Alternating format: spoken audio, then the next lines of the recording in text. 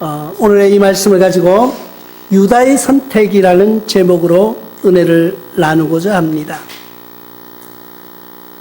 우리는 너무나도 잘 아는 성경 말씀이에요. 우리가 신앙생활을 한다 그러면은 교회에 나오시는 분들은 유다를 모르는 분은 없을 거예요. 아마 예수님 다음으로 유다를 잘 알 거예요. 그러나 우리가 정말 유다에 대해서 한번 생각해 보신 일이 있나요? 유다는 어쩌면은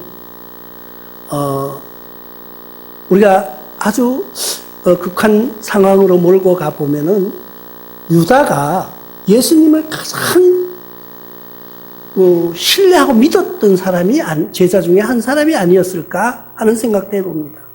왜 그러냐면은 역설적으로 보면은 유다의 신앙은 예수님이 전체일 거라고 생각했을 거예요.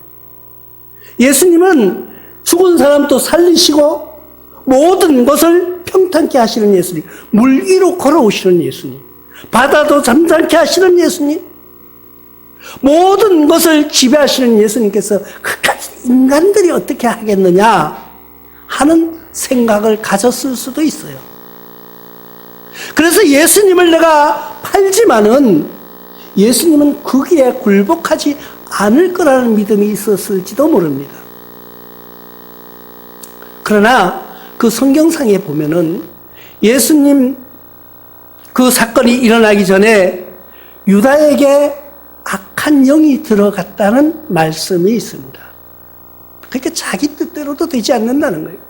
우리가 하나님 앞에 쓰여짐을 받습니다. 나와 여러분들은 어떤 모양이든지 하나님 앞에 쓰여짐 받는데 어떤 모양으로 쓰여짐 받을 건가 하는 것을 우리가 생각해 볼 필요가 있는 거예요. 내가 하나님 앞에서 쓰여짐 받아요. 내가 그런데 어떤 모습으로 어떤 위치에서 쓰여짐 받느냐는 거죠. 베드로처럼 쓰여짐 받는가 아니면은 유다처럼 쓰여짐 받는가. 어쩌면 베드로도요 예수님을 향하여서 모른다고 하면서 모욕하는 말로 예수님을 부인했던 사람 중에 한 사람이에요. 오늘 유다의 모습을 봅니다. 유다가 예수님을 팔고 난 다음에 예수님이 그냥 무너져 버리는 거예요. 내가 상상했던 예수님, 내가 바라보던 예수님이 아니라 하찮은 인간한테 잡혀서 죄인처럼 끌려가는 모습을 본 거예요. 그리고 십자가에 힘없이 달려 돌아가시는 모습을 본 거예요. 그 모습을 본 유다는요, 죄책감에 빠졌다고 말합니다. 죄책감에 빠져요. 내 생각과는 다르다는 거예요. 죄책감에 빠진 사람은 어떻게 되는지 아세요? 만약에 나와 여러분들이 우리가 살면서 죄 안 짓고 살 수는 없어요. 죄를 안 지으려고 노력하면서 살아가는 거지, 죄를 안 짓는다, 나는 죄가 없다, 그 사람은 진짜 죄 많은 사람이에요.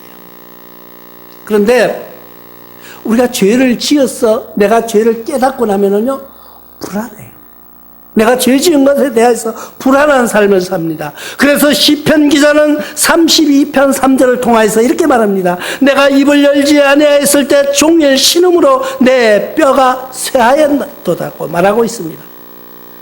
말도 못하고 뼈가 쇠한다는 것, 뼈가 삭는다는 그런 불안을 느끼고 살아간다는 거예요. 아마 이것이 유다도 이랬을 거예요. 그리고 영원히 짐을 지고 산다는 거예요. 내 마음이 항상 내가 죄를 졌어요. 그 피해본 사람은 내가 한지를 몰라요. 그런데 나는 어떤 죄책감에 사는 거예요. 그래 시편 기자는 38편 4절을 통해서 내 죄악이 내 머리에 넘쳐 무거운 짐 같으니 내가 감당할 수 없나이다 하고 고백하는 모습을 우리가 봅니다. 우리는 죄책감이라는 게 그런 거예요. 죄를 지고 나면은 항상 불안하고요. 그 짐이 누가 알지 못하지만은 그 짐을 내가 항상 지고 살아가는 것이 인간이라는 거예요. 그래서 우리는 죄를 지면 안 된다는 하나님의 말씀을 우리가 기억하면서 안 짓고 살아가려고 노력하는 겁니다. 그리고 양심의 고통을 받고 있는가 하면 항상 두려움 속에 있다고 사도행전 기자는 24장 25절을 통하여서 바울이 의와 절제와 장차에 오는 심판을 강론하니 벨렉스가 두려워하여 대답하되 지금은 가라 내가 틈이 있으면 너를 부르리라 하고. 죄를 짓고 있는 사람은 불안한 거예요. 회개할래도 회개도 받아주니까 가라 나중에 시간 나면 내가 너를 부르겠다고 하는 이 이야기를 들은 사람, 이 벨렉스 같은 사람 얼마나 불안할까요? 내가 뭔가가 깨어지고 다 해결되고 나면은 좋은데 항상 짐으로 살아가고 있다는 그런 죄책감이라는 거예요. 지금 유다가 그 죄책감을 가지고 다시 찾아간 거예요. 그 장로들에게 찾아가서 나 이거 아니야. 나 이거 내가 한 거 아니니까 돈 대로 받으라. 돈을 대로 돌려주는 거예요. 왜? 내가 지금 가만히 생각해보니까 나를 위해서 오신 예수님, 나와 3년이라는 공생의 기간을 같이 걸으면서 들려오던 과거의 모든 일들이 생각나기 시작하는 거예요. 그러니까 불안하고 두렵고요, 미안하고요, 어찌할 뻔하면 내가 왜 이랬지 하면서. 근데 하나의 양심이 있으니까 돈을 대로 돌려주는 거예요. 내가 이 돈 때문에, 이까짓 그 돈 때문에 하면서 돈을 갖다 주는데 세상 사람은 냉정합니다. 내가 네에게 먼저 권한 게 아니잖아. 네가 와서 내가 돈을 줬잖아. 네가 고발하기 때문에 내가 돈을 줬잖아. 네 책임은 네가 지라고 하는 거예요. 유다는 갈 곳이 없습니다. 세상 사람을 의지했던 것, 세상의 물질을 의지했던 것, 돈을 벌기 위해서는 나의 스승까지도 팔아버렸던 유다는 이제 돈은 가졌는데 은 30냥 이러면 돈이 작은 것 같죠? 굉장히 큰 돈이에요.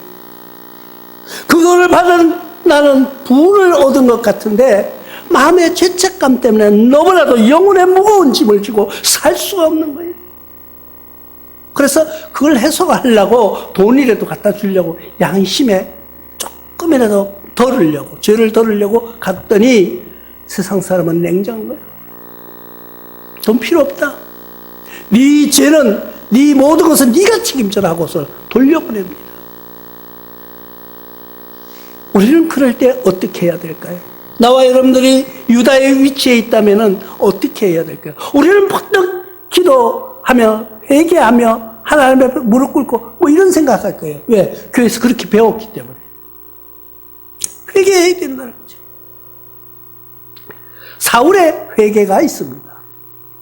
사울이 사무엘상 15장 21절에 이렇게 말합니다. 다만 백성이 그 마땅히 멸할 것 중에서 가장 좋은 것으로 길갈에서 당신의 하나님 여호와께 제사하려고 양과 소를 끌어왔나이다 하는지라. 사울이요, 전쟁에 나갔어요.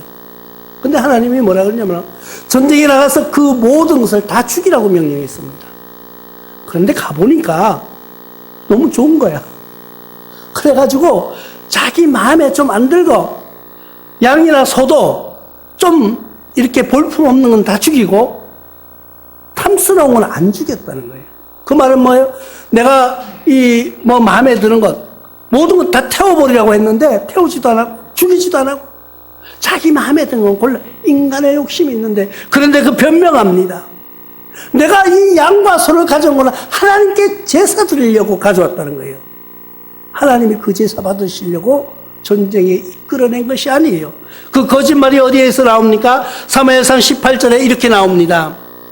또 여호와께서 왕의 길을 보내시며 이르기를 가서 죄인 아말렉 사람을 진멸하되 다 없어지기까지 치라 하셨거늘 어찌하여 왕이 여호와의 목소리를 청종하지 아니하고 탈취하기만 급급하여 여호와께 악하게 여기신 일을 행하셨나이까 하고 와서 말하는 그 한 부하의 말을 듣습니다. 당신은 하나님께서 다 진멸하라고 하지 않았습니까?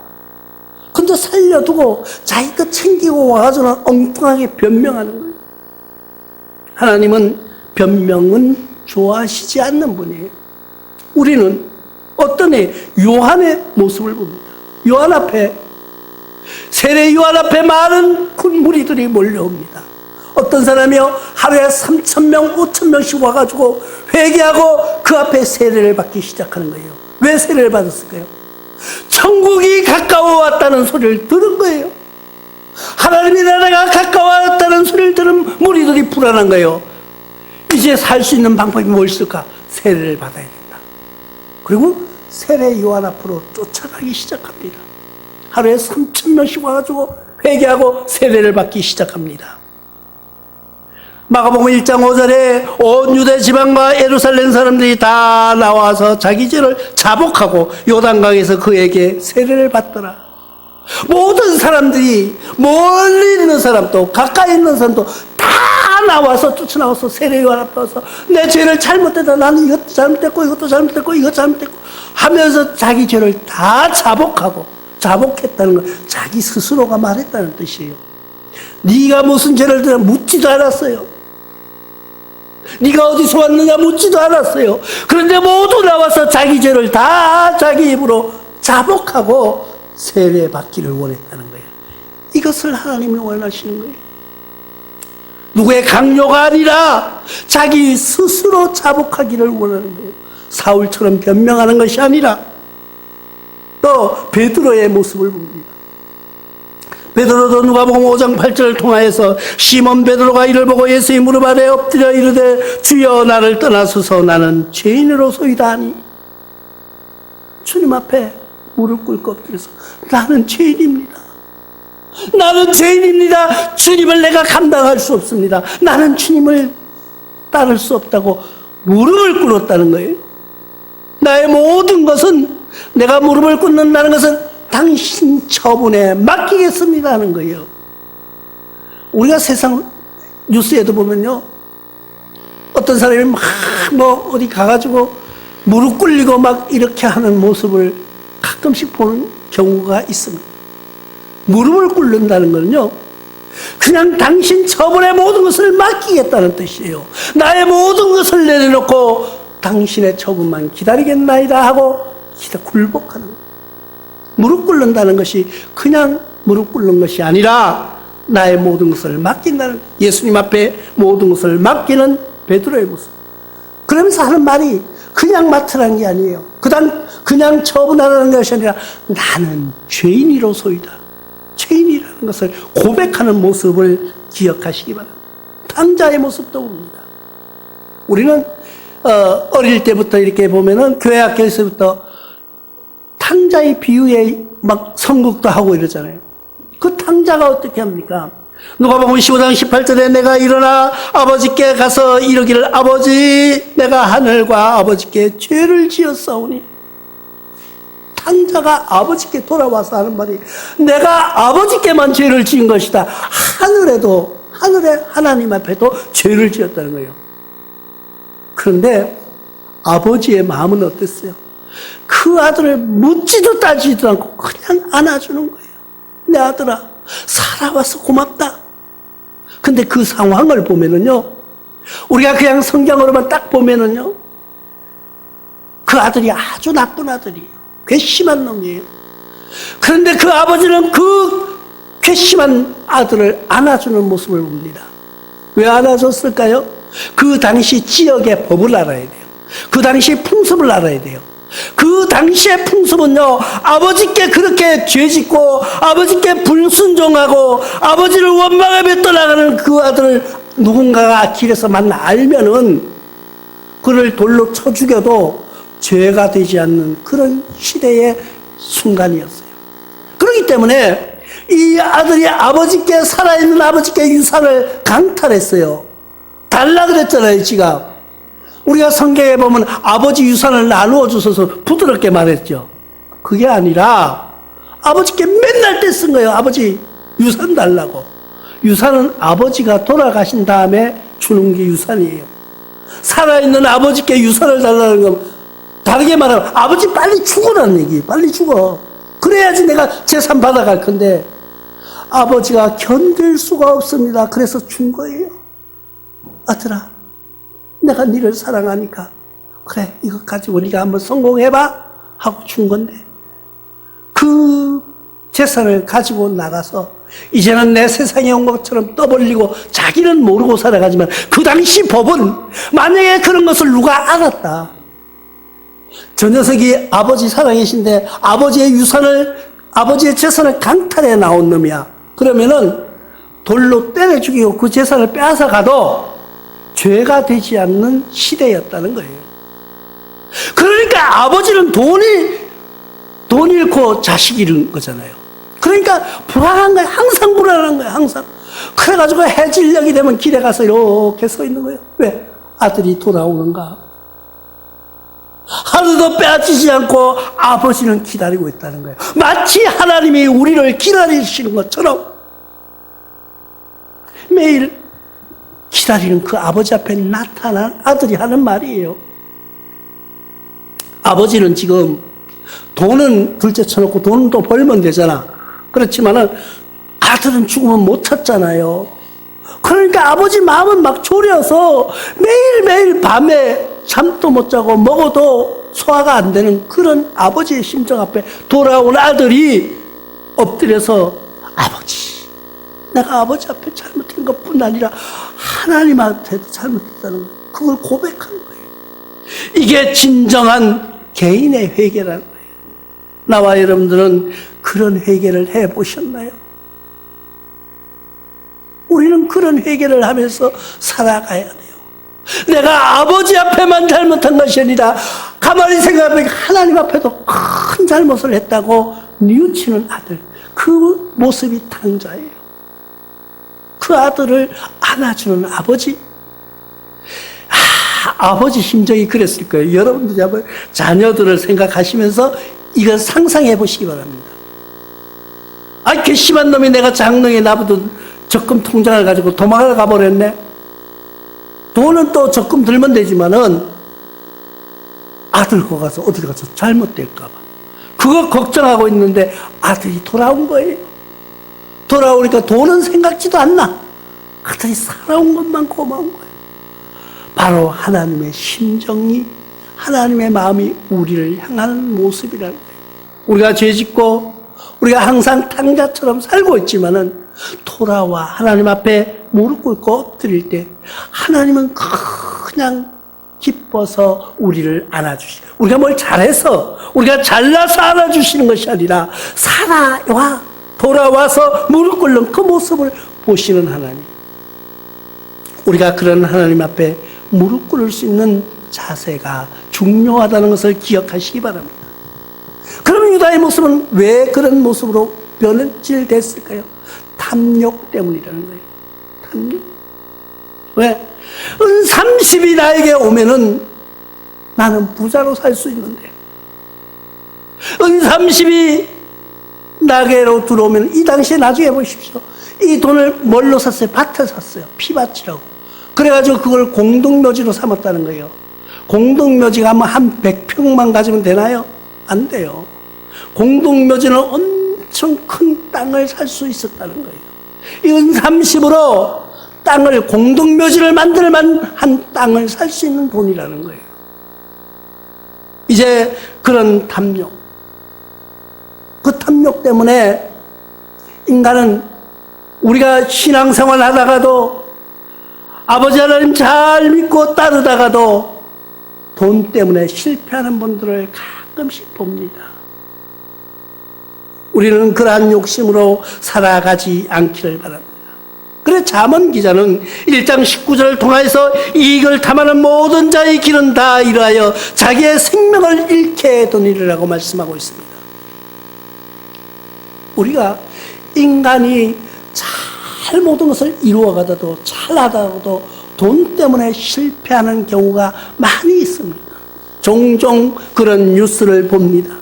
그 뉴스가 뉴스에 나온 것이 아니라 내 아이에게도 해당된다는 것을 기억하시기 바랍니다. 우리가 살아가는 것, 우리가 노후 생활을, 우리가 젊어서 열심히 일하는 것은 뭐 때문에요? 우리가 노후를 좀 편안하게 살자, 그런 뜻이에요. 진짜 노후에 들어가는 돈이 얼마일까? 뉴스에 보면 한 달에 400만 원, 300만 원 이렇게 잡더라고요. 어떤 기준으로 잡는지는 모르겠지만은 1,000만 원도 모자랄 수가 있습니다. 그러나 우리의 생각에 따라서 100만 원도 남을 수가 있다는 삶이 있다는 거예요. 우리의 목표와 우리의 눈높이를 어디에다 두는가가 우리의 기준점을 어디에다 두는가. 우리의 모든 목표물을 어디에다 맞춰가는가를 생각해 보시기 바랍니다. 또 전도서 5장 10절에는 은을 사랑하는 자는 은으로 만족하지 못하고 풍요를 사랑하는 자는 소득으로 만족하지 아니하느니 이것도 헛되도라고 말씀하고 있습니다. 우리는 세상에 욕심을 가지고 세상으로 승리한 것 같고 다 잡은 것 같지만은 그러나 결코 만족은 있을 수 없다는 거예요. 유다는 그래서 결심합니다. 내가 가만히 생각해 보니까, 내가 세상을 바라보니까 예수님 앞에 또 제자들, 동료들 앞에 아무도 내가 낯을 들고 살 수가 없는 거예요. 저 녀석 저거 돈 은 30냥 때문에 자기 선생을 팔아버린 인간이라고 손가락질 받는 거예요. 이때 결심합니다. 나와 여러분들이 이 위기가 왔어요. 모든 것이 막히고 모든 것이 좌절되고 모든 비난이 나한테 쏟아질 때 결단합니다. 이 세상, 이 더러운 세상, 나를 알아주지 않는 이 세상 내가 살 필요 없다. 내가 죽으면 그만이지. 그러면서 유다는 선택을 합니다. 마태복음 27장 5절에 이렇게 말합니다. 유다는 은을 성소에 던져놓고 물러가서 스스로 목매어 죽은지라. 유다의 선택은 목매어 죽는 길을 택했습니다. 그러나 욥은 다릅니다. 똑같은 상황이에요. 욥은요. 욥은 5장 8절을 통하여서 나라면 하나님을 찾겠고 내 일은 하나님께 의탁하리라 이렇게 말씀하고 있습니다. 만약에 나라면은 하나님을 찾겠고 내 일은 하나님께 의탁하리라는 욥기 5장 8절의 말씀을 여러분들이 상상해 보시기 바랍니다. 길은 두 가지예요. 나와 여러분들이 유다와 같은 똑같은 위치에 처해 있습니다.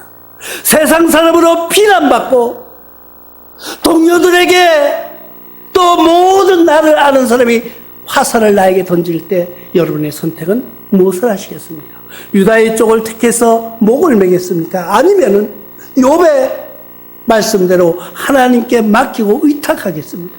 선택은 여러분들에게 있는 것입니다. 선택은 나에게 주어진 거예요. 내가 많은 사람들에게 비난의 화살이 쏟아질지라도 선택은 내가 하는 거예요. 여러분들이 유다라면은 어떤 선택을 하시겠습니까? 유다의 발걸음대로 목매는 길로, 아니면 욥의 방법대로 하나님께 의탁하는 길을 가시겠습니까? 선택은 여러분들한테 있습니다. 그 선택을 지금 하시기 바랍니다. 그 선택으로 하나님께 영광 돌리는, 하나님께 복을 받는 그런 삶으로 선택하시는 여러분들 되시길 주님의 이름으로 축원합니다.